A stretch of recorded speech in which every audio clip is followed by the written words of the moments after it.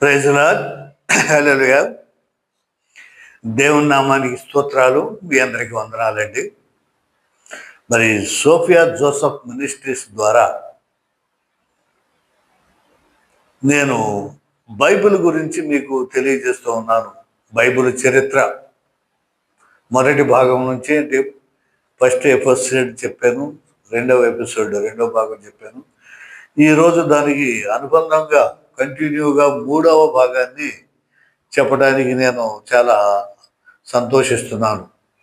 మీరు జాగ్రత్తగా మరి విన్నట్లయితే ఈ బైబిల్ అన్ని పుస్తకాలు లాంటిది కాదని, ప్రత్యేకమైనటువంటి దైవ గ్రంథం అని, దేవుని చేత ఏర్పడిందని, దేవుని ప్రేరేపణ చేత దేవుడు 40 మంది భక్తులను ఏర్పాటు చేసుకొని వివిధ కాలాల్లో మరి వివిధ వృత్తులు అవలంబించినటువంటి వారిని అనేకుల్ని దేవుడు ఎన్నుకొని వారి ద్వారా వారి ప్రేరేపితంతో ఈ బైబిల్ గ్రంథాన్ని అంటే దేవుని యొక్క మాటల్ని, దేవుని యొక్క జ్ఞానాన్ని, దేవుడు చెప్పదలసినటువంటి విషయాల్ని, దేవుడు మానవుడికి బోధించవలసినటువంటి విషయాలన్నింటినీ కూడా ఈ భక్తుల ద్వారా ఏర్పాటు చేసుకుని ఈ దైవ గ్రంథాన్ని రచించేటట్లు చేసినట్లు మరి ఈ గ్రంథం ద్వారా మనకి తెలియబడుతుంది. ఆ విషయాన్ని నేను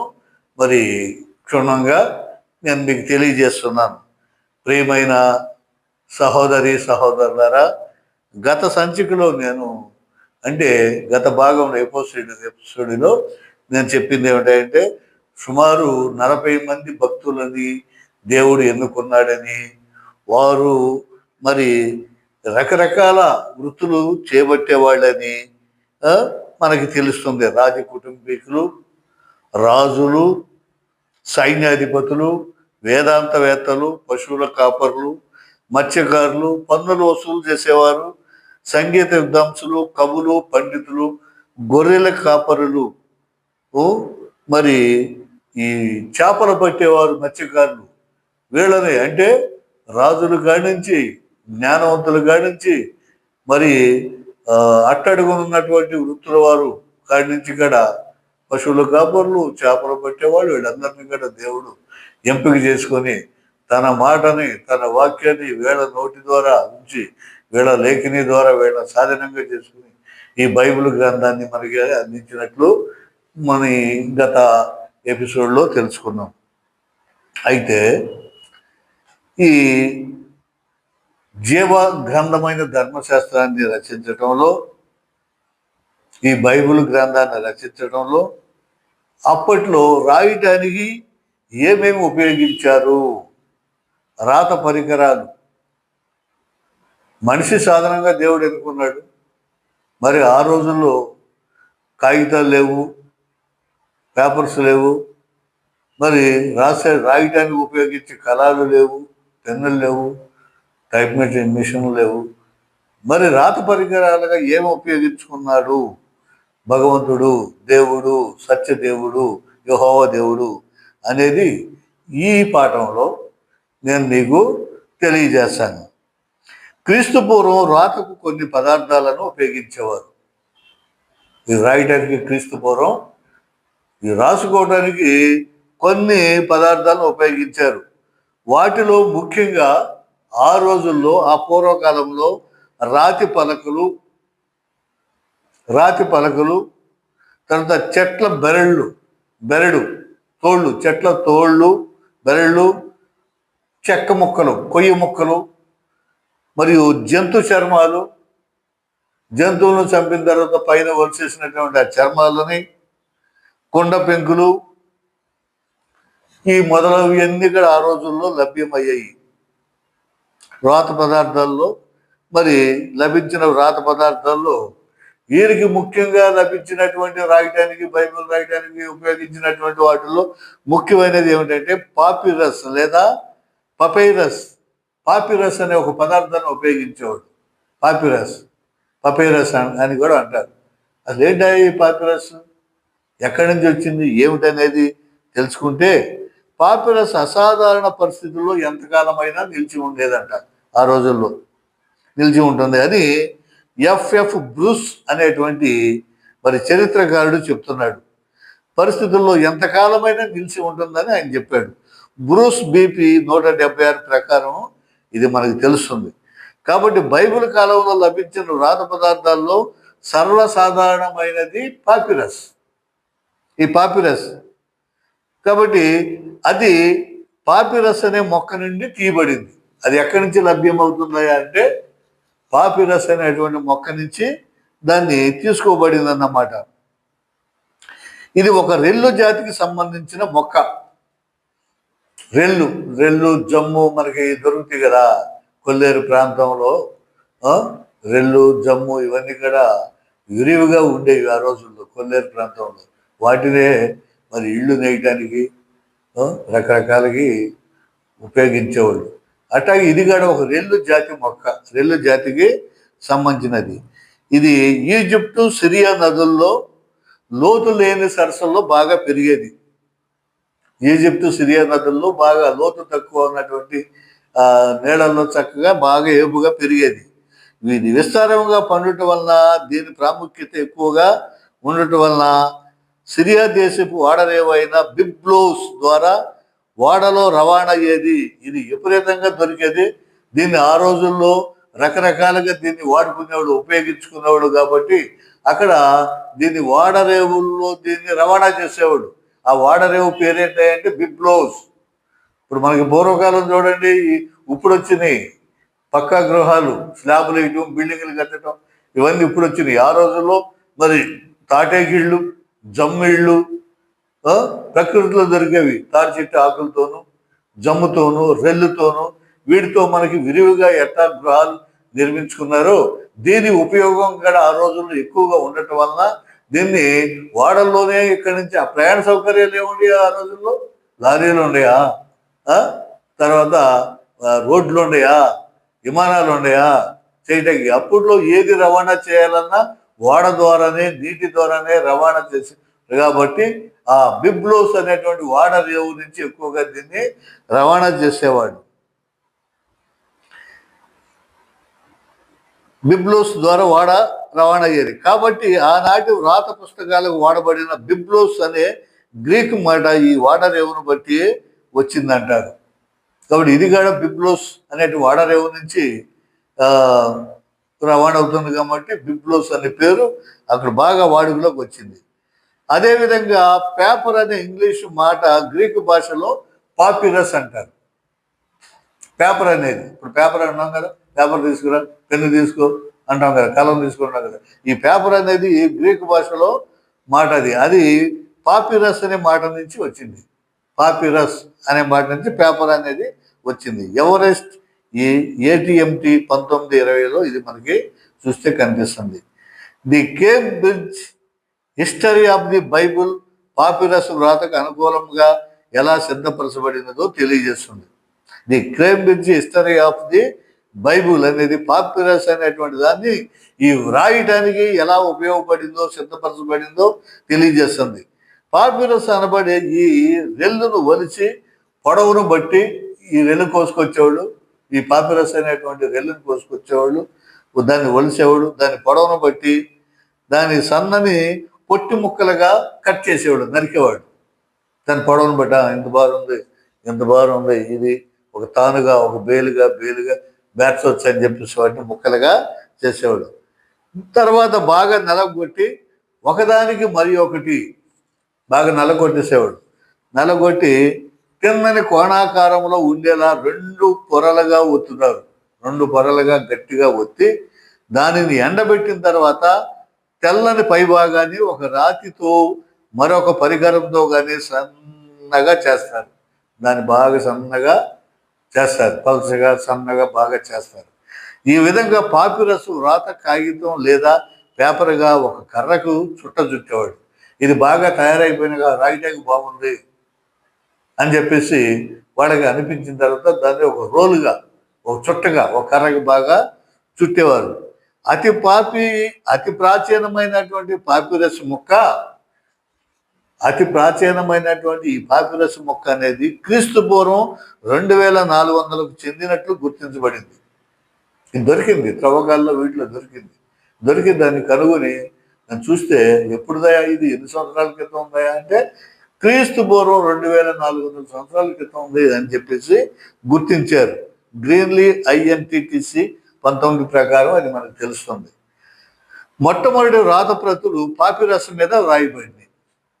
ఈ మొట్టమొదటి రాత ప్రతులన్నీ కూడా ఈ పాపిరస్ మీదే రాయబడినవి. ఉష్ణమండల ప్రాంతాలైన ఈజిప్టు ఎడారులు లేక మృత సముద్రపు చుట్టలు దొరికిన కుమ్రాన్ గృహంలో తప్ప మరెక్కడ అవి మిగిలి ఉండలేదు. కుమ్రాన్ గృహంలో దొరికింది. ఈ త్రవ్వకాల్లో త్రవ్వుతున్నప్పుడు కుమ్రాన్ గృహంలో మృత సముద్రం తెలుసు కదా. మృత సముద్రం అంటే డెడ్ సీ అంటారు. మనకు ఇప్పుడు ఇంగ్లీష్ పదాలు ఎక్కువ వాడుకలు ఉన్నాయి కాబట్టి ఇంగ్లీష్లో చెప్తేనే మనకి అర్థమవుతుంది. డెడ్ సీ, మృత సముద్రం. మృత సముద్రం దాని కుమ్రాన్ గృహంలో దొరికినాయి. అవి మిగిలి ఉండలేదు. దాదాపు క్రీస్తు శకం 3వ శతాబ్దం వరకు పాపిరస్ విరివిగా ఉపయోగించబడినదని ఈ చరిత్రకారులు చెప్తున్నారు. 3వ శతాబ్దం వరకు కూడా ఈ పాపిరస్నే బాగా వాడారు ఏది రాయటాకైనా. ఎందుకంటే అది బాగా మన్నికగా ఉంటుంది, ఎంతకాలం అయినా కానీ పాడవకోకుండా జాగ్రత్తగా ఉంటుంది. కాబట్టి ఆ రకంగా వాటిని వాడారు.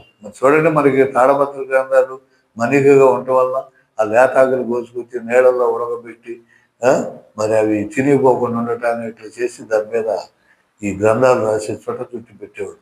అలాగే ఆ రోజుల్లో, ఆ కాలంలో క్రీస్తు పూర్వం క్రీస్తు శకం 3వ శతాబ్దానికి కల్లా ఇవన్నీ కూడా ఎక్కువ ప్రాచుర్యంలో ఈ పాపిరస్ ఉండేది. ఇది పాపిరస్ని ఎక్కువగా వాడేవాడు. ఇకపోతే తర్వాత ఇంకేం ఉపయోగించారంటే జంతు చర్మాలను ఉపయోగించారు. జంతు చర్మాలు, చనిపోయినటువంటి జంతువుల యొక్క చర్మాలు తీసి గొర్రె, మేక, దుప్పి మరియు ఇతర జంతువుల చర్మాలకు ఇవ్వబడిన పేరు పార్స్మెంట్ అంటారు ఈ జంతు చర్మాలను.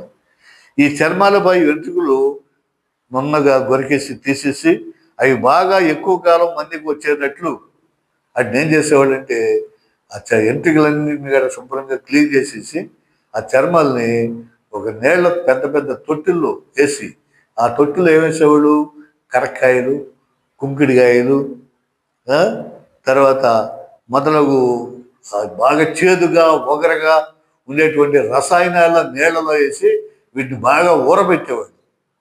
ఊరబెట్టడం వల్ల అది బాగా పదునయ్యేది, వాసన అంతా పోయేది, చర్మపు వాసన పోయి మరి చర్మం చక్కగా మనం ఉపయోగించుకుంటానికి ఈ రోజున కూడా మరి ఈ చర్మపు లెదర్ బ్యాగులు చూస్తున్నాం, చాలా కాస్ట్లీవి.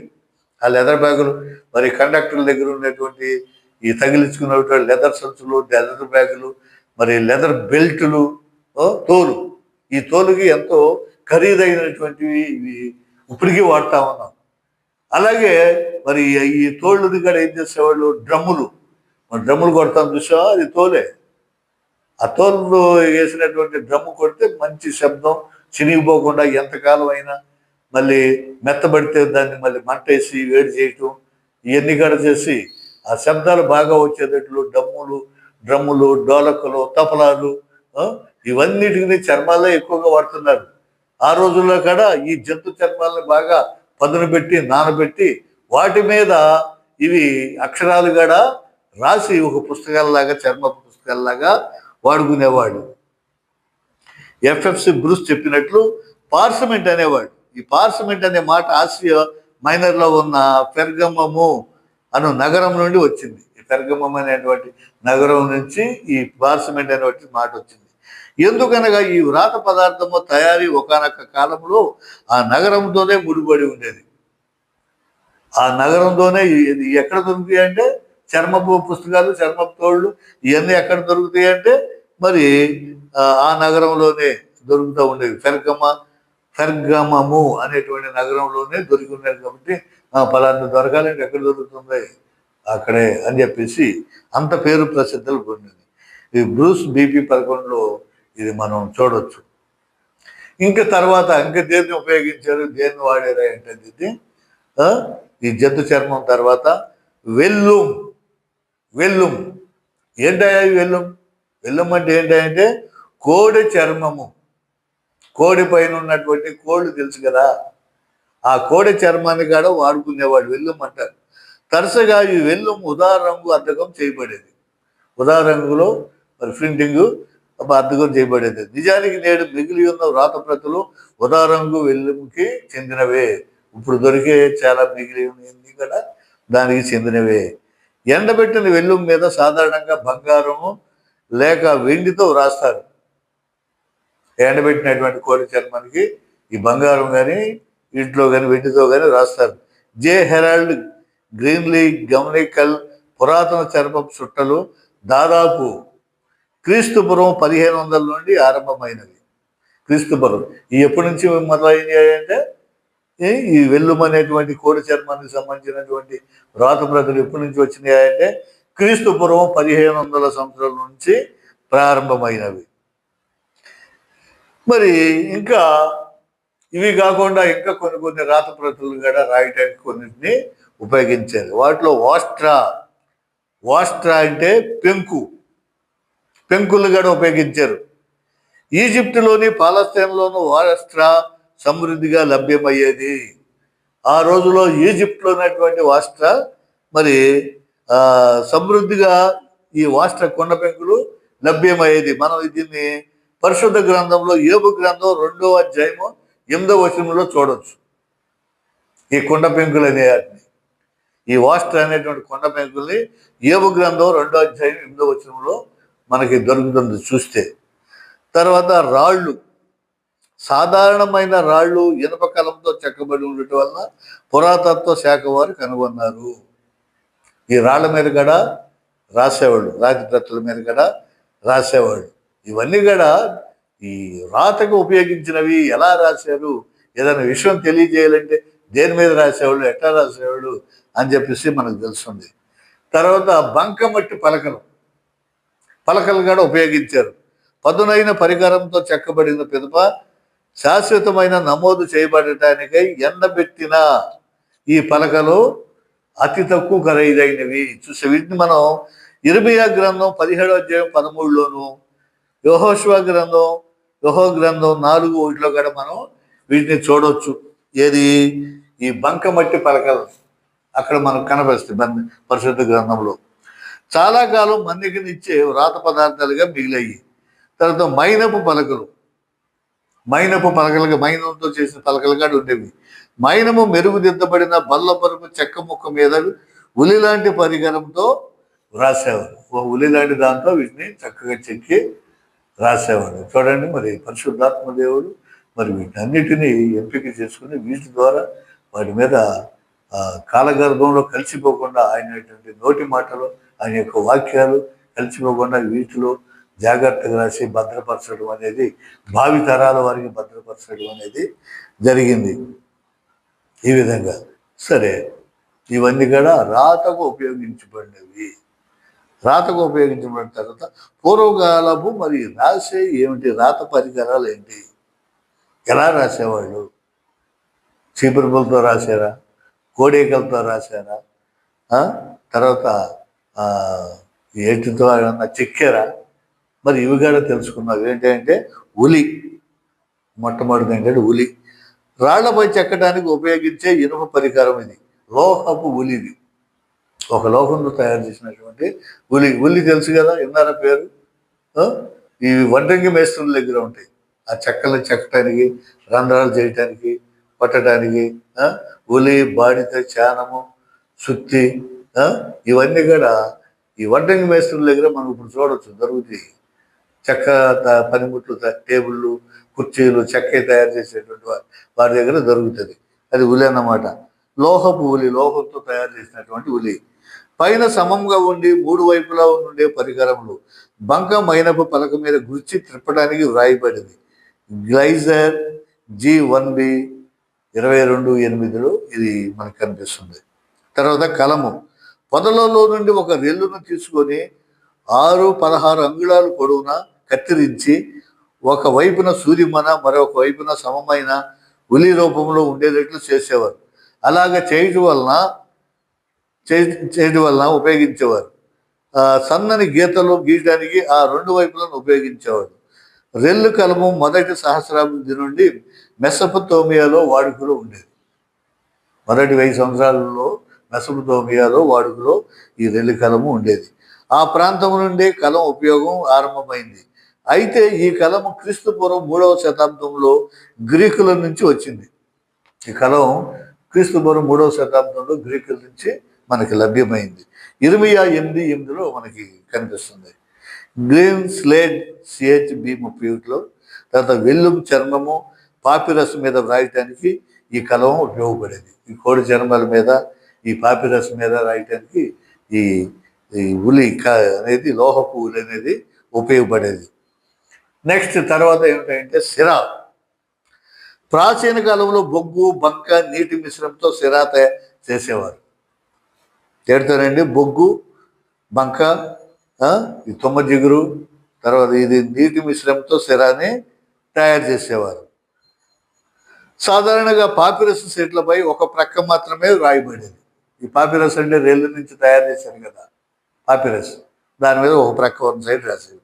2 ప్రక్కల రాయబడిన వాటిని ఓపిస్టోగ్రాఫ్ అనేవారు. ప్రకటన గ్రంథం 5:1లో మనకి తెలుస్తుంది ఇది చూస్తే. వీటిని కోడెక్స్ లేక పుస్తక రూపం అనేవారు. కోడెక్స్ లేదా పుస్తక రూపం అని పిలిచేవారు. వీటి అభివృద్ధికి ప్రధాన కారణం క్రైస్తవ్యం వ్యాప్తి చెందటమేనని గ్రీన్లీ ప్రకటించాడు. పౌలు చూడండి, మన పరిశుద్ధ పౌలు గారు 2వ తిమోతికి రాసినటువంటి ఈ పత్రికలో 4:13లో ఒక మాట చెప్తాడు. నీవు వచ్చినప్పుడు పుస్తకములను, ముఖ్యముగా చర్మపు కాగితములను తీసుకుని రమ్ము అని పౌలు గారు చెప్తాడు. దాంట్లో కనిపిస్తుంది 2వ తిమోతి 4:13. అంటే అక్కడ చర్మపు కాగితాలు ఉన్నాయి. అవి రాయటానికి పౌలు గారు ఎక్కువగా పత్రికలు రాసేవాడు. పత్రికలు రాసి పంపిస్తూ ఉండేవాడు కాబట్టి ఆయన ఉపయోగించేవాడు. కాబట్టి ఆయన ఈ మాట అన్నాడు, నువ్వు వచ్చేటప్పుడు చర్మపు కాగితాలను తీసుకురమ్మని చెప్పేసి పౌలు గారు చెప్పినట్లు 2వ తిమోతి 4:13లో మనం చూడవచ్చు. సరే, ఇక ప్రాచీన వ్రాతల్లో రకాలు.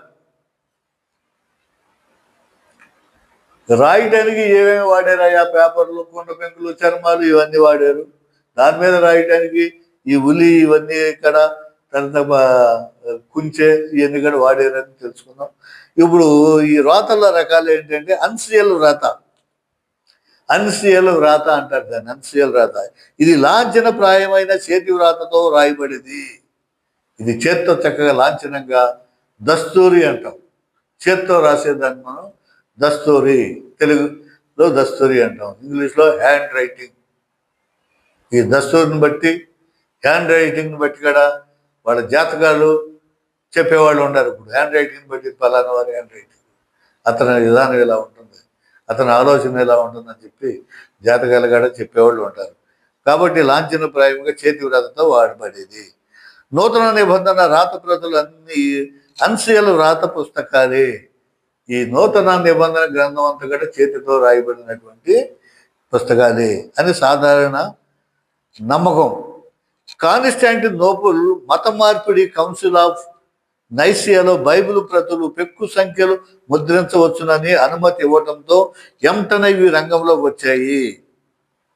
కాన్స్టాంటినోపుల్ బైబిల్ని ఎక్కువ రాసేయలేదు అని చెప్పేసి ఆయన ఆజ్ఞ ఇవ్వడంతో ఇవి ఈ రంగంలోకి వచ్చాయి. కోడెక్స్ వాటిని దాదాపు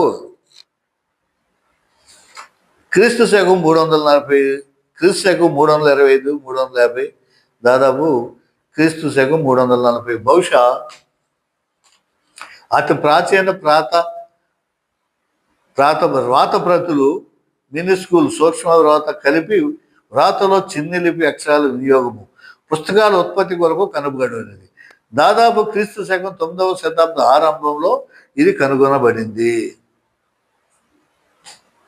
9వ శతాబ్దం ఆరంభంలో ఇలా రాశారు అని చెప్పేసి దీన్ని కనుగొనడం అనేది జరిగింది. ప్రియ క్రైస్తవ సహోదరుల తర్వాత విరామం హల్లు.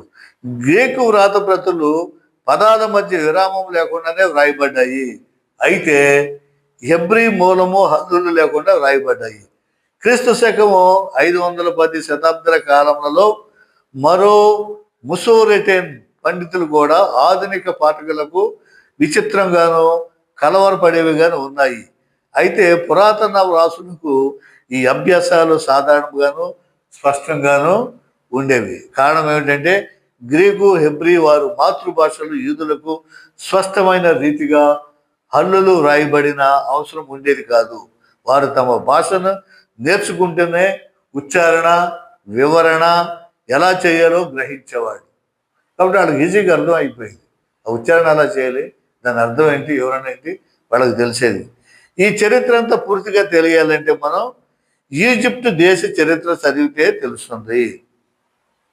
ఈ బైబిల్ గురించి, వ్రాత గురించి, పరికరాల గురించి, వారి ఆచార వ్యవహారాలన్నీ కూడా ఈజిప్ట్ హిస్టరీ, ఈజిప్ట్ చరిత్ర, ఈజిప్ట్ చరిత్ర కనుక మనం తెలుసుకుంటేనే ఇవి మనకు అర్థమవుతుంది. లేకపోతే కొంచెం కష్టంగా ఉండదు. ఏదో బైబిల్ చేస్తున్నాం, చదువుకుంటూనే ఉన్నాం, కొన్ని అర్థం కాదు. అందుకని ఎంతమంది పండితులు, ఎంతమంది ఇన్ని సంవత్సరాలైనా 2025 సంవత్సరాలు అయినా కానీ బైబిల్ చదువుతుంటే అర్థం కాదు, కొత్తగానే ఉంటుంది. అది క్రొత్తగానే ఉంటుంది. అందుకని ఎవరికి తోచిన భావాన్ని వాళ్ళు చెప్తా పరిశుద్ధాత్మ దేవుడు ఎవరికి ఏ రకంగా అందిస్తాడో దాని భావం ఏంటి వాడు చెప్పుకుంటా పోతారు. ఎన్ని వేల సంవత్సరాలైనా అవి బైబిల్ చదువుతుంటే క్రొత్తగానే ఉంటుంది. కారణం ఏంటంటే ముందు ఈజిప్ట్ చరిత్ర అనేది తెలుసుకోవాలి. బైబిల్ అనేది సంపూర్ణంగా చరిత్ర ఆధారాలతో కూడింది. ఈ బైబిల్కి ప్రతి విషయం కూడా చరిత్ర ఆధారాలు ఉండేది, చరిత్ర ఆధారాలతో కూడుకున్నది. ఏదో నోటికి వచ్చినట్టు చెప్పడం, ఏదో చెప్పేయటం రాసేయటం కాదు. ఇది ప్రతి విషయానికి సాక్ష్యం ఉంది. బైబిల్లో ఏ మాట అయితే ఉందో ప్రతిదాన్ని చరిత్ర తీస్తే, ఈజిప్ట్ హిస్టరీ తీస్తే ఒక చరిత్ర వస్తుంది, దానికి సాక్ష్యం ఉంటుంది. అందువల్లనే ఇది సత్య సువార్త. దీన్ని తీసి పారేయటానికి కుదరదు. సత్య సువార్త సత్యమైనది, నీతిమంతమైనది, దేవుని చరిత్ర, దేవుని యొక్క ప్రజల యొక్క జీవిత చరిత్ర, దేవుడు ఎన్నుకోబడినటువంటి ప్రజలకి అందించినటువంటి దైవ వాక్యాల చరిత్ర. కాబట్టి అనేక సంవత్సరాలు గడిచిన తర్వాత పరిశోధన నిమిత్తము జరపబడిన త్రవ్వకాల్లో లభించిన రాతి పలకలను పరిశీలించినప్పుడు శాస్త్రవేత్తలు నివ్వెరపోయారు. అనేక సంవత్సరాల తర్వాత త్రవ్వకాలు జరుగుతూ ఉంటాయి కదా, పురావస్తు శాస్త్రజ్ఞులు వేరే ఉంటారు. వాళ్ళ పని ఏమిటంటే త్రవ్వటమే. త్రవ్వి ఈ భూమి ఎన్ని సంవత్సరాల క్రితం పుట్టింది, మొట్టమొదట ఏ జాతి నివసించింది, వారి యొక్క అలవాట్లు, ఆచార వ్యవహారాలు ఏంటైంది కదా, ఇవి త్రవ్వి చూస్తూ ఉంటారు. మనకే ఉంది సింధు నాగరికత, హరప్ప మొహంజదారో, మరి అది నగరం బయటపడినప్పుడు వాళ్ళు కొండ పెంకులు, రాతి పలకలు, చక్కగా కాల్చిన ఇటుకలు, మరి డ్రైనేజీ వ్యవస్థ, బిల్డింగులు, ఇవన్నీ కూడా మనకి కళ్ళ కట్టినట్టు కనపడింది. అప్పుడు నమ్మే అబ్బో ఈ నాగరికత ఇప్పుడు కాదు ఎప్పుడు అని. అదేవిధంగా ఈజిప్ట్ నాగరికతను చూసినట్లయితే, చరిత్ర చూసినట్లయితే ఇవన్నీ కూడా మనకి తెలుస్తాయి. ఇవన్నీ త్రవ్వకాలు జరిగినప్పుడు శాస్త్రవేత్తలు అమ్మో నాయను అని చెప్పి నివ్వెరపోయారు.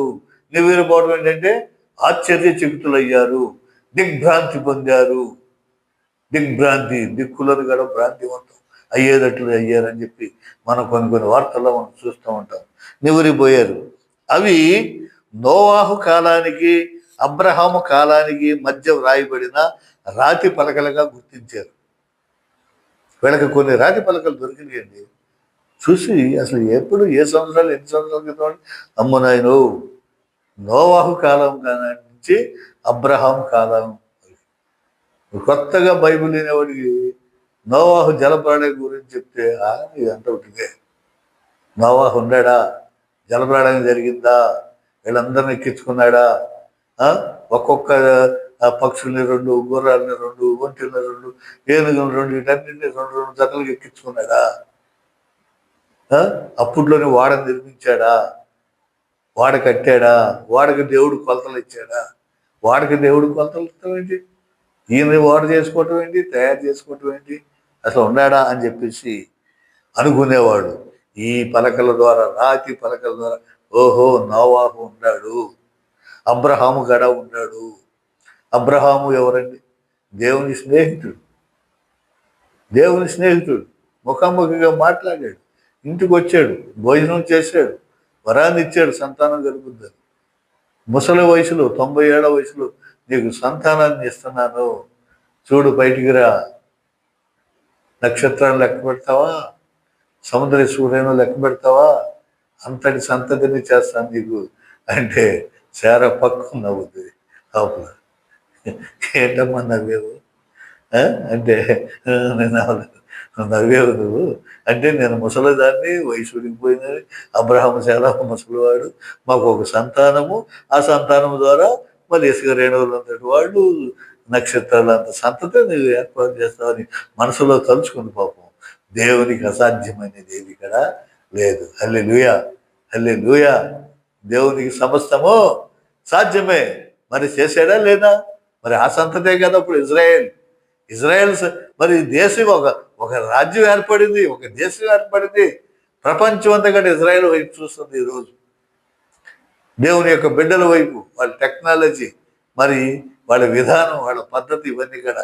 కాబట్టి అబ్రహాం కూడా ఉన్నాడు. నోవాహు అబ్రహాం కాలం నాటివి అని చెప్పేసి ఈ శాస్త్రజ్ఞులు, భూగర్భ శాస్త్రజ్ఞులు గుర్తించి ఆశ్చర్యపోయారంట, నివ్వురిపోయారంట. ఇవి నోవాహు కాలము సుమారు 2700, అబ్రహాం కాలము క్రీస్తు పూర్వం 2000.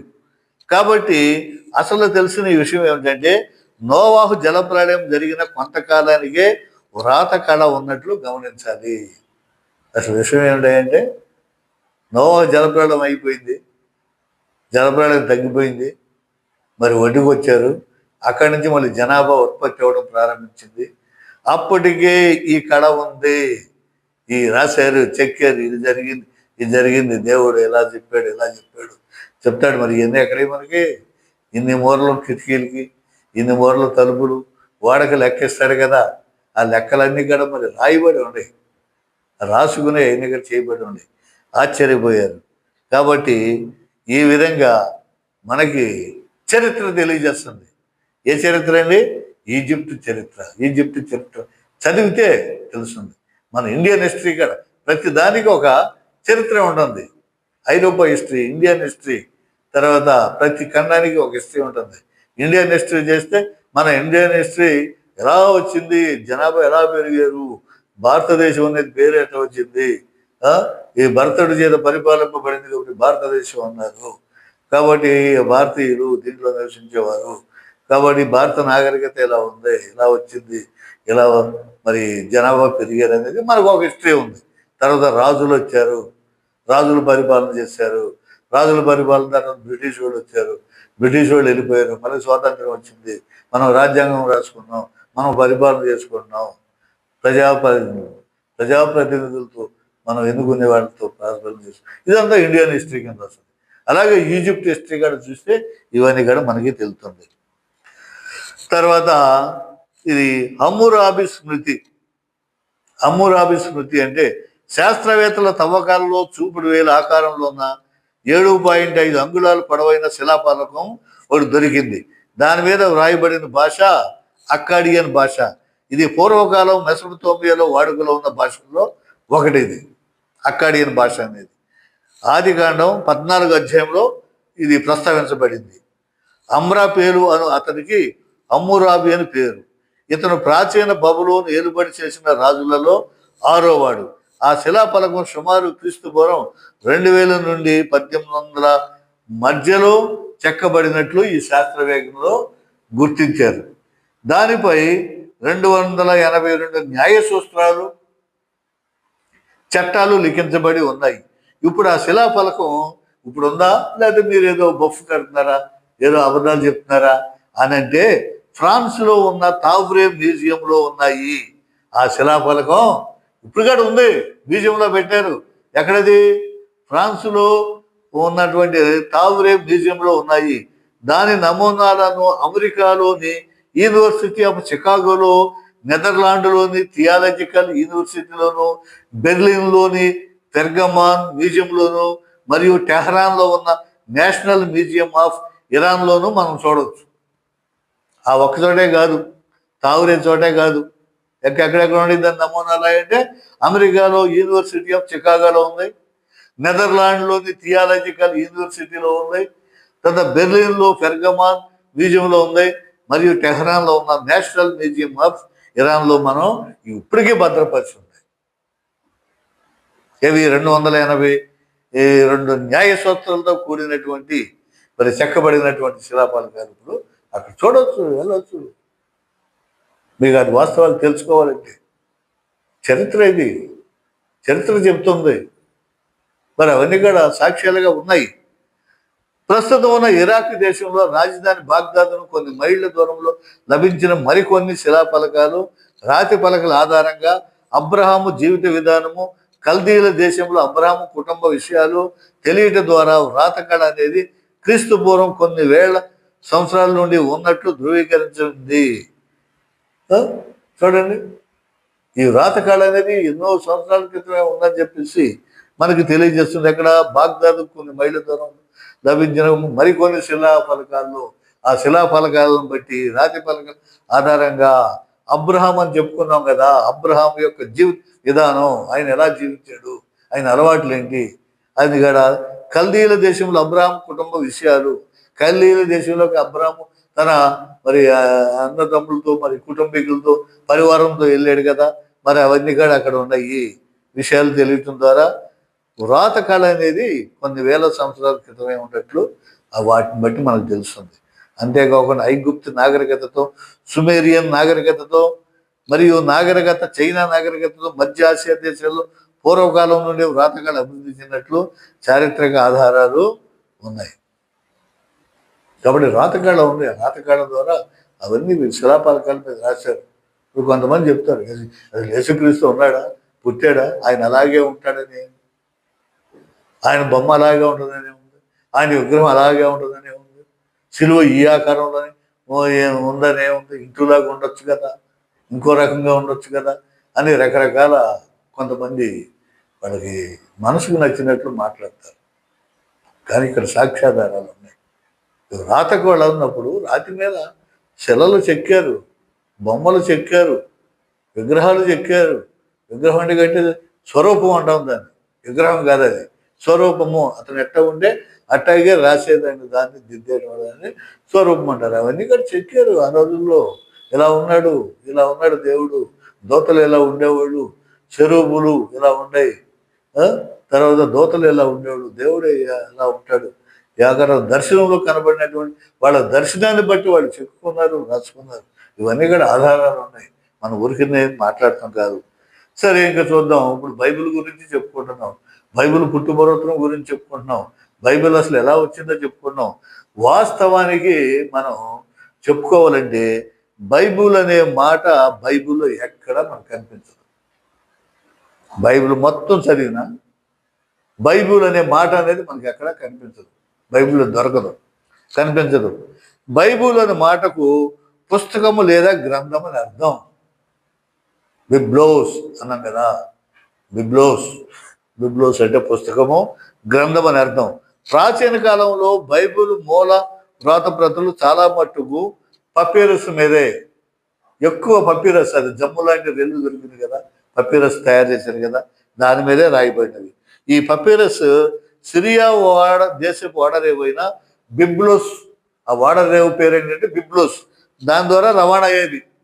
ఈ బిబ్లోస్ అనే మాటకు గ్రీక్ పదం ఇది, దాని నుండి బిబ్లియా అది పదం వచ్చింది. ఏకవచనంలో బిబ్లియా అని, బహువచనంలో బిబ్లియాస్ అని పిలుస్తారు. కాబట్టి బిబ్లియా అనగా పుస్తకం అని, బిబ్లోస్ అంటే పుస్తకముల సముదాయం అని అర్థం. ఈ బిబ్లియా పదము నుండి బైబిల్ అని పదం వచ్చింది. ఈ బిబ్లియా దాని నుంచే మరి బైబిల్ అనే పదం వచ్చింది. అది ఒక వడరే ఉండేది.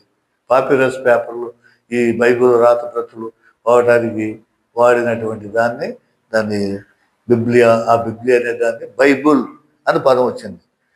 కొన్ని సంవత్సరాలకు పూర్వము బైబుల్ అని మరికొన్ని పుస్తకాల సముదాయం అని వాడేవాడు.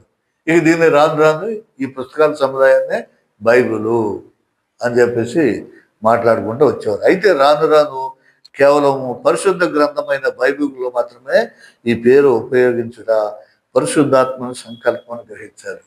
మరి రాను ఇప్పుడు వరకు కదా ఈ పరిశుద్ధ గ్రంథానికే బైబిల్ అనేది ఈ పదాన్ని వాడేది. కానీ మరి ఏ గ్రంథానికి మరి దేనికి కూడా ఇది పేరు పెట్టబడటం అనేది జరగలేదు, వాడబడటం అనేది జరగలేదు. ఇదంతా ఏంటంటే పరిశుద్ధాత్మ దేవుని యొక్క సంకల్పం. హల్లెలూయా, హల్లెలూయా. పరిశుద్ధాత్మ యొక్క దేవుని యొక్క సంకల్పం కాబట్టే దీని ఒక్కదానిగా బైబుల్ అనేటువంటి ఆ నామకరణం వల్ల దేవుడు ఉంచేశాడు. కాబట్టి ఇది భగవంతుని యొక్క ప్రేరణ, పరిశుద్ధాత్మ యొక్క దేవుని యొక్క ప్రేరణ అని మనం తెలుసుకోవాలి. సరే, పరిశుద్ధ లేఖనములను క్షుణ్ణంగా పరిశీలిస్తే దేవుని వాక్యమునకు మరికొన్ని పేర్లు కలవు. ఈ బైబుల్ చెప్పేటువంటి బైబుల్ అనే మాట బైబుల్లో లేకపోయినప్పటికీ కొన్ని పేర్లు మనం బైబుల్లో వాడటం జరిగింది. దీని పాత నిబంధన మరి క్రొత్త నిబంధనలు అవి వ్రాయబడ్డవి. బైబుల్ అనే పేరు పూర్తిగా వాడకంలోని రాకమునుపు, పూర్తిగా ఈ బైబిల్ అనే మాట వాడకంలోకి రాకమునుపు ఈ పేర్లు విరివిగా ఉపయోగించేవాళ్ళు, కొన్ని పేర్లు వాడేవాళ్ళు. ఈ బైబిల్కి ఒకటి ధర్మశాస్త్రం అని పిలువబడేది. మనిషి ధర్మంగా ఏ రకంగా జీవించాలో దేవుడు మరి మోషే ద్వారా ఇచ్చినటువంటి దానికి ధర్మశాస్త్రం అని పిలిచేవాడు. ఇది ద్వితీయోపదేశ కాండం 31, 25, 26లో మనకు సరిగ్గా తెలుస్తుంది. 31వ అధ్యాయము 25, 26 ద్వితీయోపదేశ కాండంలో. తర్వాత పరిశుద్ధ లేఖనములు అని కూడా అనేవాడు. వీటినే పరిశుద్ధ లేఖనాలు అని కూడా పిలిచేవాడు. ఇది రోమీయులకు రాసిన గ్రంథంలో 1లో రోమా 1:2-7 మనకి దొరుకుతుంది. 2వ తిమోతి 3:16-17లో కూడా మనకి కనిపిస్తుంది చూస్తేవి. తర్వాత జీవవాక్యములని కూడా పిలిచేవారు. ఈ జీవవాక్యములు అపోస్తుల కార్యాలు 7:38, ఫిలిప్పి 2:16లో కూడా మనకి సరిగ్గా తెలుస్తుంది. అలాగే క్రీస్తు వాక్యము, ఈ క్రీస్తు వాక్యం అని కూడా పిలిచేవాడు. కొలస్సై 3:16లో, కొలస్సైలకు రాసినటువంటి గ్రంథం 3:16లో మనకు కనిపిస్తుంది. తర్వాత దేవుని వాక్యము కూడా మనకి బైబిల్లో కనిపిస్తుంది. అదే లోక 11:28, హెబ్రీ 4:12లో మనకి తెలుస్తుంది. కాబట్టి ఈ రకంగా పరిశుద్ధ గ్రంథాన్ని ఈ పేర్లతో పూర్వకాలం కూడా ఎక్కువగా పిలిచేవాడు, బైబిలు అనే పదం వాడుకలోకి రాక క్రితం. కాబట్టి మనం గమనించవలసింది ఏమిటంటే బైబిలను మాటతో పాటుగా పైన చెప్పబడినవి కూడా పరిశుద్ధ గ్రంథమునకు పర్యాయ పదములుగా ఉపయోగించబడినవి. కనుక ప్రియ క్రైస్తవ పాఠకులారా, సహోదరులారా, ప్రతి భాషలో ఒక మాటకు అనేక పర్యాయ పదాలు ఉంటాయి. ప్రతి భాషలో మనకు చాలా భాషలు ఉన్నాయి. మన తెలుగు భాషలో కూడా మరి పర్యాయ పదాలు ఉన్నాయి. ఒక మాటకి అనేక పర్యాయ పదాలు ఉంటాయి. మరి అదేవిధంగా దీనికి కూడా పర్యాయ పదాలు ఉంటాయి. చూడండి, తల్లి, అమ్మ, మాత, మరి మాతృ, ఇవన్నీ కూడా అమ్మ అనేటువంటి దానికి పర్యాయ పదాలు. తండ్రి, నాన్న, అబ్బా, ఇవన్నీ కూడా మరి ఇలా ఒక్కొక్క మాటకి పర్యాయ పదాలు చాలా ఉంటాయి ప్రతి భాషలో కూడా. అదేవిధంగా ఈ బైబిల్ కూడా ఇవి పర్యాయ పదాలుగా మనం తెలుసుకోవచ్చు. కాబట్టి తెలుగు భాషలో కూడా ఒక మాటకు అదే అర్థాన్ని ఇచ్చి అనేక పర్యాయ పదాలు ఉన్నాయని కూడా నేను తెలియజేస్తున్నాను. ఎందుకంటే నేను తెలుగు పండిట్గా చదివాను కాబట్టి ఈ పర్యాయ పదాలన్నీ కూడా మేము పిల్లలతో చదివించడం చెప్పేవడం కాబట్టి దాన్ని బట్టి నేను చెప్తున్నాను అన్నమాట. అది ఉంటాయి. అందువల్ల మనకు ఎన్ని రకాల బైబిల్ ఉన్నా మూల పదార్థానికి అర్థం ఒకటే. ఎన్ని రకాల బైబిల్ ఉన్నా కానీ అర్థం ఒకటే వస్తుంది. అందువల్ల ఆర్సిఎం బైబిల్ అని, ప్రొటెస్టెంట్ బైబిల్ అని రకరకాలుగా మనం చూడకూడదు. అది ఆర్సిఎం బైబిల్ చదవకూడదు. మనం ఈ ప్రొటెస్టెంట్లు ఆర్సిఎం బట్టి చదవకూడదు.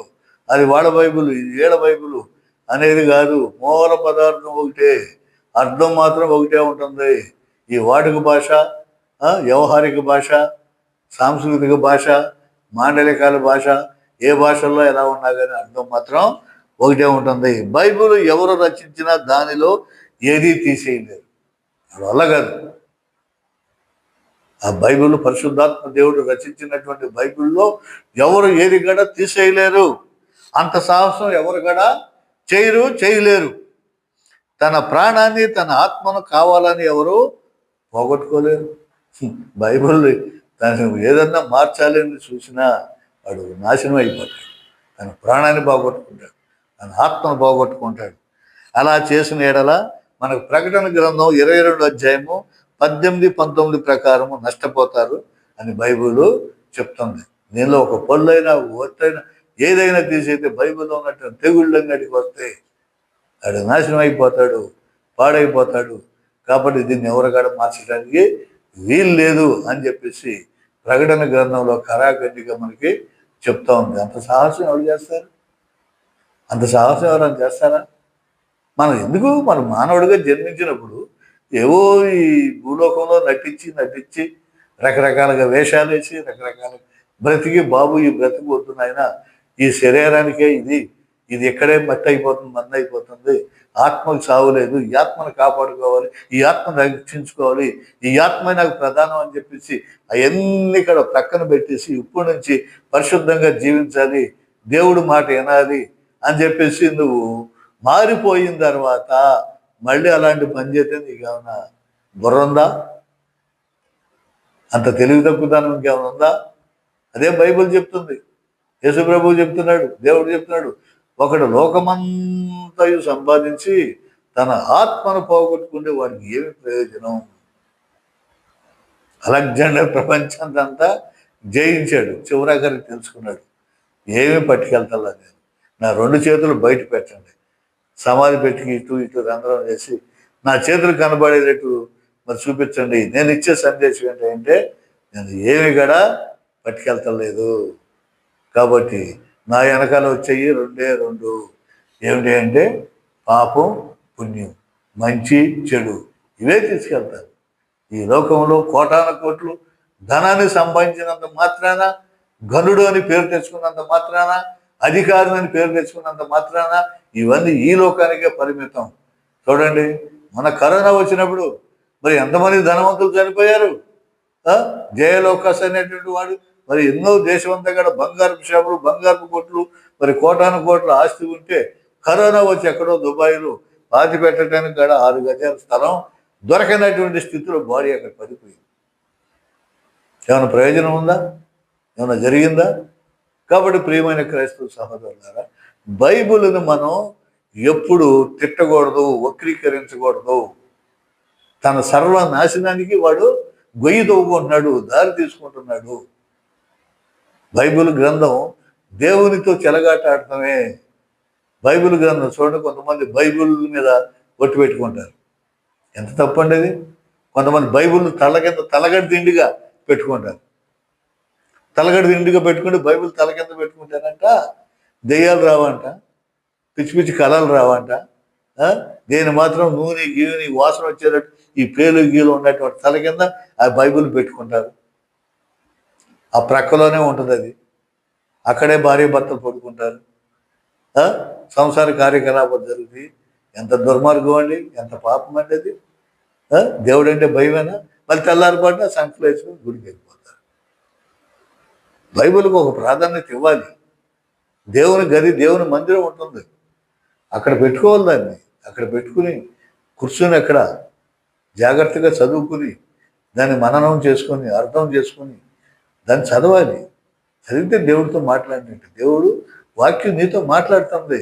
అయ్యా ఇదిగో ఇది, ఈ రకంగా ఉన్నావు, ఈ రకంగా ఉన్నావు, ఇది తప్పు, ఇది తప్పు, ఇది చేయకూడదని చెప్పేసి నీకు బోధిస్తుంది. నీకు గురువు, దేవుడే నీకు గురువు, దేవుడే నీకు ఉపాధ్యాయుడు. అది ఎక్కడ ఉందంటే బైబిల్లో ఉంది. ఆ బైబిల్ గ్రంథమే నీకు బోధిస్తుంది, ఆ బైబిల్ గ్రంథమే నీకు నేర్పిస్తుంది.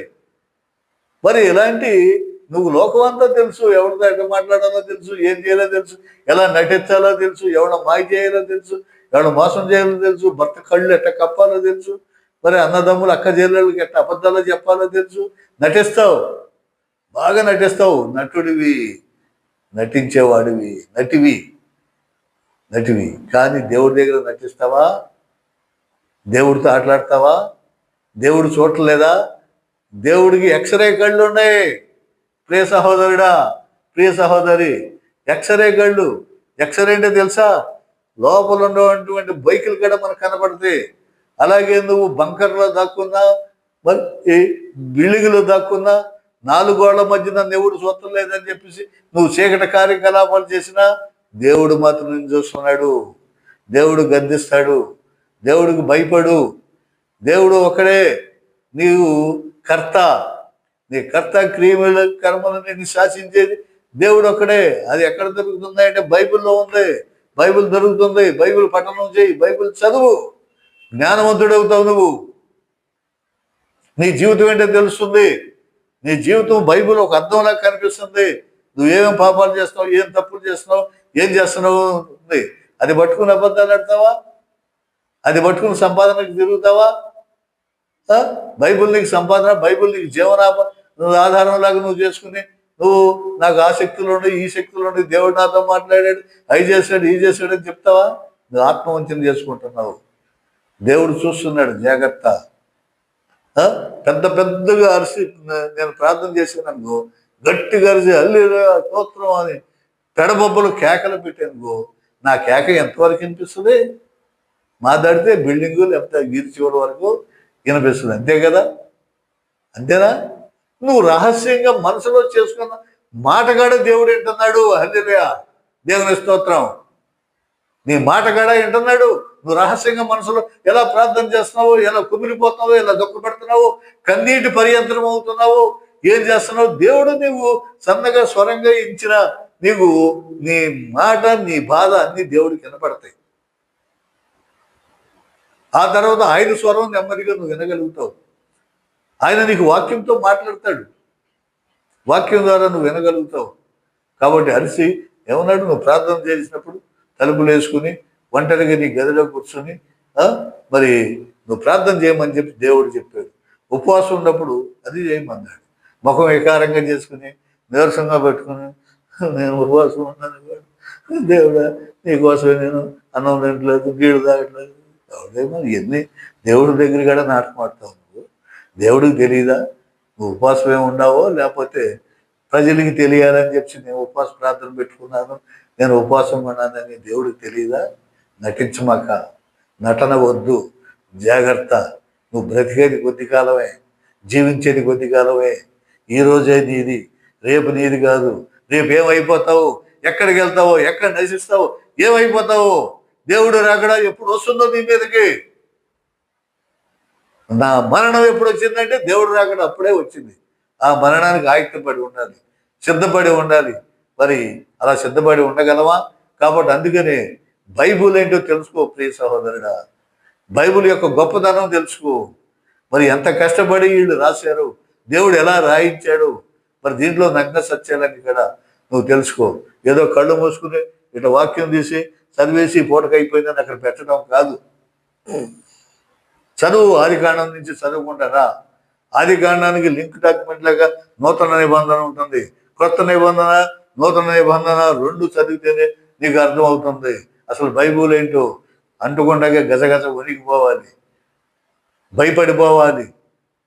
ప్రియ క్రైస్తవ సహోదరులారా, జాగ్రత్తగా బైబిల్ని పఠించండి. కాబట్టి బైబిల్ అన్ని పుస్తకంలో ఉంటుంది కాదు. రకరకాల గ్రంథాలయాలు, రకరకాల పుస్తకాలు ఉన్నాయి. అన్ని పుస్తకంలో వంటిది కాదు. ప్రపంచంలో అనేక పుస్తకాలు ఉన్నాయి, కానీ పరిశుద్ధాత్మ వలన బైబిల్కు ఉన్న ప్రాధాన్యత మరి దేనికి దేవుడు ఇవ్వలేదు. ఎంతోమంది ఎన్నో గ్రంథాలు, ఎన్నో పుస్తకాలు రాశారు, కానీ పరిశుద్ధ గ్రంథానికి ఇచ్చినటువంటి మరి ప్రాధాన్యత దేవుడు దేనికి ఇవ్వలేదు. ఎందుకంటే ఇది జీవము గలది. దీంట్లో జీవము గల మాటలు ఉన్నాయి, జీవము గల వాక్యం ఉంది. జీవాన్ని మరి నువ్వు బ్రతకటానికి బైబిల్ ఎందుకు చదవమన్నారు, బైబిల్ ఎందుకు వినమన్నారు? వినిన ఎడల నువ్వు బ్రతుకుదువు. వినిన ఎడల ఏమవుతావు?